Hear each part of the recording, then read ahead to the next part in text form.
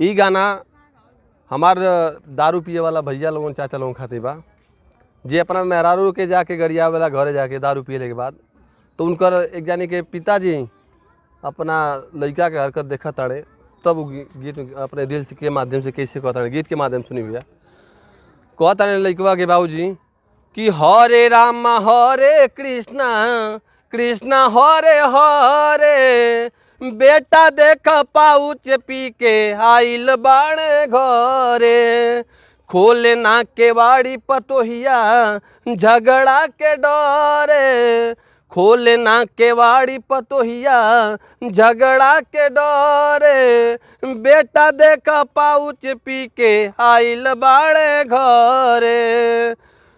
हरे राम हरे कृष्ण कृष्ण हरे हरे, बेटा देख पाउच पी के आइल बाणे घरे, इंदिरा आवास के हम पैसा बानी पवले, पैसा के पिए खातिर खलबली बा मचवले, ऐसन कपूत चाहे जिए चाहे मरे, ऐसन कपूत चाहे जिए चाहे मरे, बेटा देख पाउच पी के आइल बाणे घरे, खोले ना के वाड़ी पतोहिया झगड़ा के डरे, बेटा देख पाउच पी के आइल बाणे घरे।